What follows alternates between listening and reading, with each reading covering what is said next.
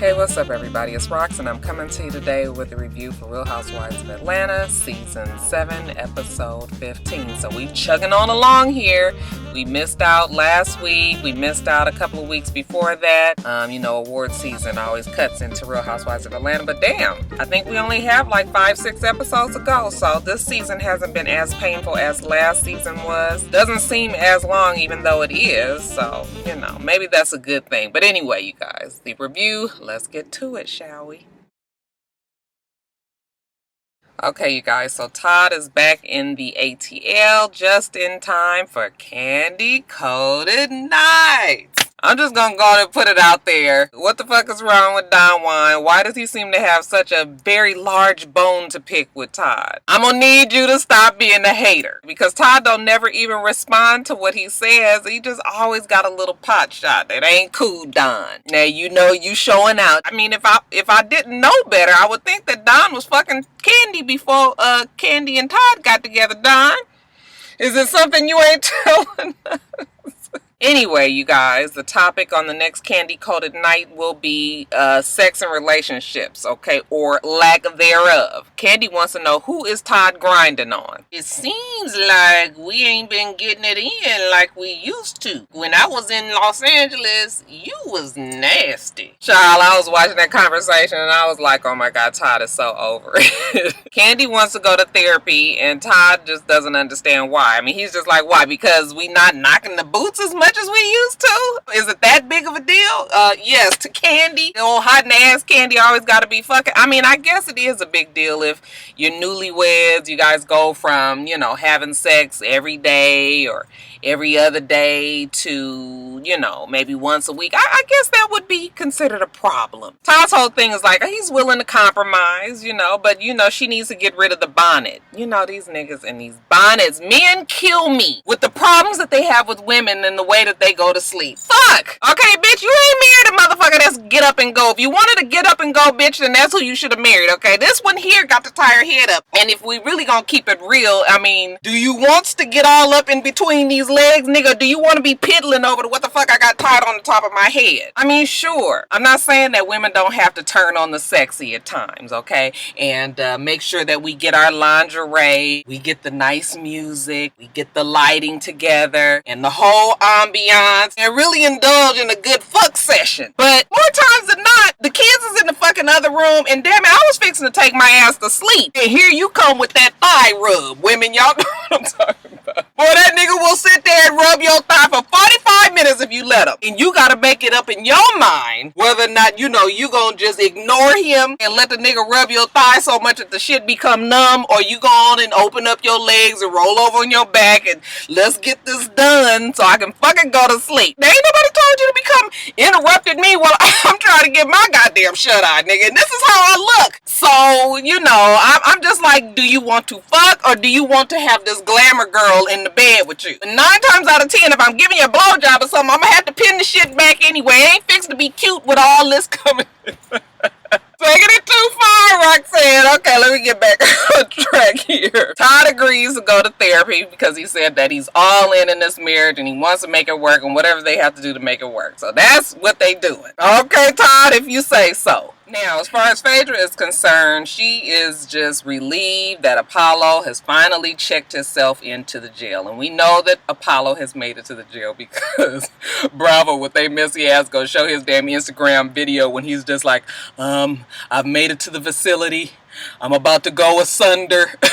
It's just like, oh, they were so wrong for showing that. But anyway, I said last week that I'm glad it's over. I'm sure Phaedra's glad it's over, okay, so she can get back to being the single strong woman that raises strong black men. You guys know how she always going on and on about it. She makes it back home with her assistant, and she's just glad to be there. She says that there's some demons in there that she need to get them prayed out, okay, so they had a good old Reverend Doctor come on over there, and he gives the prayer for the house. I was like, okay, Roxanne, I ain't even gonna say nothing about it because I do pray on here. When I pray on my channel, believe it or not, I am sincere. But I was just listening to him when he said fix it, Jesus. I was just like, now you know good and damn well, good Reverend Doctor, the only reason why you said fix it, Jesus is because you got a trunk full of her t-shirts in your are. Don't come up here talking about some fixing Jesus, okay? He was praying, he was getting more and more sanctified. Whatever. Reverends say that he didn't pray the spirits away, and Phaedra seems to be quite happy with that, okay? Now, later on, Kandi comes on over to Phaedra's house because Kandi hasn't really been around. Kandi was just like, shit, I got a whole bunch of drama going on in my damn life, okay? The fucking play got screwed up. My man don't want to screw me. And if I can't get my damn groove on, then everything else in the world don't matter, okay? I ain't mad at you, Kandi. But anyway, you know, Kandi hasn't really been around for Phaedra in her trying times, which is kind of strange to me, considering how close they were. I really feel like Kandi has an opinion about Apollo and Phaedra. I mean, I'm sure she does, and it might not necessarily 100% fall on Phaedra's side. Anyway, she goes over to the house, and, you know, she's looking around. The house is all different. You know, Phaedra's been doing some changes. Kandi gets right to it. She looks around, and she's just like, so what happened? And Phaedra was just like, girl, Apollo came over here acting the fool, okay? He was running around here saying he was going to burn the goddamn house down, and he was knocking holes in the walls, and, you know, he's running around with the drill, and, you know, Kandi was just like, the drill? What was he gonna do with that? I was just like, he was gonna drill that bitch. Phaedra was just like, I'm just glad it's done, okay? He had the kids all stressed out, and yeah, he gone now, and I can get back to my regular life, okay? For the first time, I can just be me and my boys. I think that's how kind of Phaedra really wanted it anyway. The tension is there. I'm not quite sure if I would say they're uncomfortable with each other, but there seems to be something unspoken in the air a little bit. Kandi asks her what else has been going on, and Phaedra's telling her how Nene has been around like the entire time, calling every day, making sure that she's okay, checking up on her. You know, Phaedra does make it a point to tell us that Kandi hasn't been there for her, you know, pretty much at all. And, you know, Candy's just like, so now you guys are best friends. I mean, it is kind of strange that, you know, Nene and Phaedra, I mean, you know, Nene just made it such a point to, you know, be kind of anti-Phaedra, but last season they did kind of try to figure it out and work it out, and I guess they become friends now. I mean, that's fine, but Kandi was just like, I don't think I trust all that. And like I said, I don't really know if there's more to, you know, Kandi and Phaedra being lesser than friends than they used to be, or if it's just something, an angle that Bravo is playing up on the show and just editing it to make it look like that. I haven't really put my finger on exactly what it is there, but I think for sure they're not as close friends as they used to be back in the day. Alright, you guys, so before I get started on the bullshit, let me just explain a few things to you guys. I'm never team anybody because I realize that the formula for these reality shows are messiness. And at any given time, at any given moment, on any given episode, each one of these girls have had their share, their play in being messy. It's what makes a show, and I get that. And I also think that because of this, the girls really shouldn't ever be defensive when they're dragged through the mud the next day on the radio, on social media, on the talk shows, on the blogs. Because in my opinion, if you want us to play the game with you guys, then you need to be able to sit there and handle the fucking lashings that come as a result of the bullshit, right? You cannot do what you do on these television shows and then get mad at us, the viewer, for not being mature enough or reading between the lines and knowing what it is when it comes to all the drama that goes on these reality shows. I mean, if you putting it to us like this is how we gonna receive it. Now, of course, I know how the reality show game goes. You want us to be not annoyed with Cynthia for running her big ass mouth, but at the same token, you guys want us to be on your side when Nene is running her big ass mouth when they're in Puerto Rico and Claudia reads her to death. They're always going on and on about double standards, you know, people calling each other out of their names. Okay, this whole thing about, you know, she's a whore, she's a whore, she's a whore. Okay, they have a problem with all of that, but I see that the double standard reaches many, many corners. And right is right and wrong is wrong. So that's why I can never be team anybody, because nobody is ever universally right or wrong on this show. Everybody has their moment. And I'm just going to always say what I think is right or wrong. Now that is my disclaimer, because y'all motherfuckers will be down in my comments and you guys will be telling me how, you know, you'll be cheering me on when I'm going on, you know, on Nene's side for what Nene did, or going on and on for Claudia's side for what Claudia did, and then turn around the next week and you guys be pissed at me for saying something about Kenya or pissed at me for saying something about Portia. Listen, nobody is fucking perfect on this show. I'ma say what the fuck it is. I don't give a fuck if they my very most favorite person on this earth. Now, with all that being said, Cynthia, bitch, you is a dirty motherfucker for what you did yesterday. I am sorry. You is a run tell that type of hoe. One that can't wait to tell the business whether or not the shit is true or not. You gives a fuck whether it's true or not. All you want to know is that you getting one more notch in somebody else's fucking belt. The old we gotta accept Cynthia belt. Cynthia ain't got no friend in Nene no fucking more, so now she got to be over here running and telling Kenya all the fucking business. It's always the same with Cynthia. Cynthia's been like this from the very beginning. She always tells. And bitch, if you're gonna be like that, then be all the way in it. Immerse yourself in it. Indulge into the messiness. Be suave with your shit. You didn't have no problem telling Claudia and Kenya about the text message that Peter saw from Apollo. You was all up in that conversation. What the fuck? Did everybody get amnesia that Apollo just admitted not too long ago that he lied about all that shit that went on with Kenya? So, I mean, we can't give him the benefit of the doubt. Now listen, Kenya, I know Kenya don't owe Phaedra nothing. She has a bone to pick with Phaedra, so that's fine, okay? And side note, all the fucking crying and the tears, you know, Kenya grandstanding, because that's all it was. She didn't give a fuck about what Phaedra said about her. This is all about Kenya being made a victim. She put my life through hell and talked about me and called me every name in the book. Like, I'm tired of that speech. We heard it. I was on Kenya's side, like, okay, they put the bitch through it, you know, it's over, let's move on, okay? But still, she gonna keep on clamoring on it anytime she wants with them goddamn tears. And I was just like, girl. Cynthia had no problems telling her that.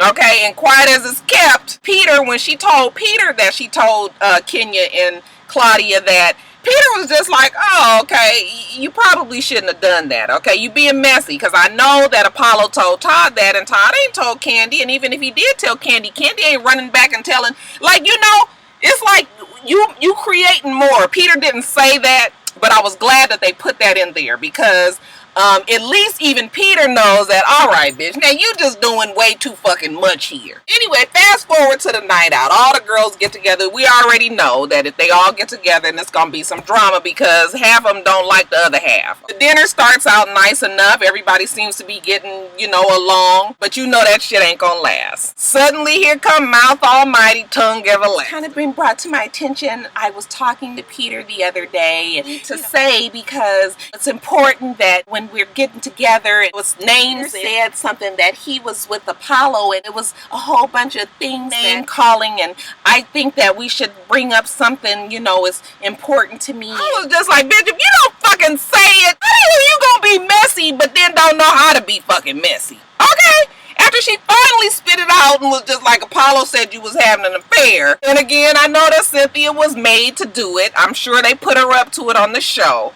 Okay, but bitch, be it. If you want to claim to hang with these girls, then you're gonna have to do better than this, Cynthia. Okay, at least Kenya, okay, jumped on that shit and rode the bull by the horns and was like, bitch, you was fucking somebody named Chocolate. Okay, Nene was just like, she didn't know it. She was stuttering, and I was just like, yes, because she knew it was some bullshit, and here she go trying to create drama. All I'm saying is I'm going to need you to own the bullshit. Of course, after Kenya says that to Phaedra, her and Phaedra arguing back and forth, you know, it's this African prince that she's supposed to be fucking somebody named Chocolate. Phaedra jumps up and kind of swings like she's going to swing her purse at Kenya.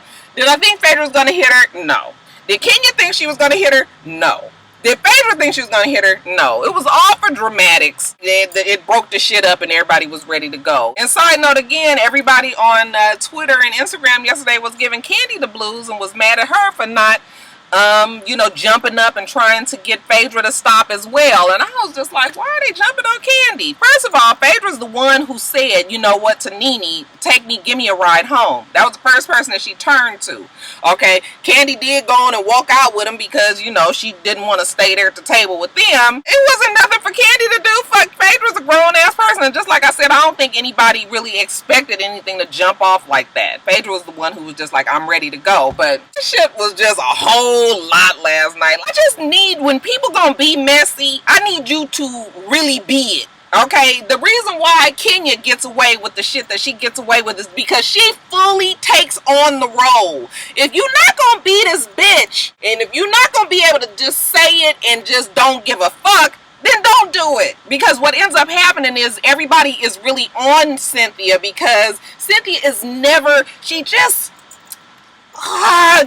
spineless. Like, what the fuck? Okay. And then, you know, they had Kenya starting up with that whole shit about how she don't fight and, you know, she don't do violence and, you know, she uses her words. I done told you guys plenty of times, the words will get your ass fucked up. Okay, you keep on with that. One day, somebody gonna run across somebody that don't give a fuck. They lucky they got security on these shows, okay? Because if they didn't, Kenya the Ben got her ass beat a few times. So,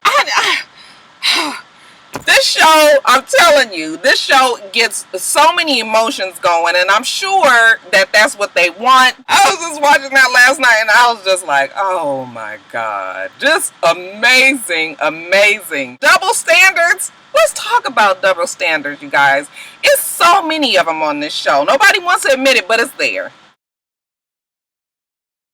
Alright, you guys, I've done this whole video and I ain't been able to really see myself because there's like this glare. Hopefully I ain't got lipstick on my teeth, you guys. This is Kat Von D's Motorhead. Goes hard, y'all. Loves it. I'm still trying to get into this whole liquid lipstick thing. I just ordered me a couple of liquid lipsticks and I'ma see, but you know, I just like me some lipstick. I don't really like the feel of gloss and things like that on my lips, so I don't know how I'm gonna like this liquid lipstick thing. But anyway, I'm gonna try it out and I'll let y'all know. But yeah, I feel real sophisticated when I wear this lipstick. Anyway, you guys, let me get in the Subway and buy me a sandwich and then get it on back to work. So you guys remember to rate, comment, and subscribe to the channel. I'm itsrox. The channel is for itsrox, and everything else I do will be in the bottom bar. Alright? So I hope that you have a wonderful, wonderful rest of your day, and I plan on doing the same. Until next time, Roxstars. Bye.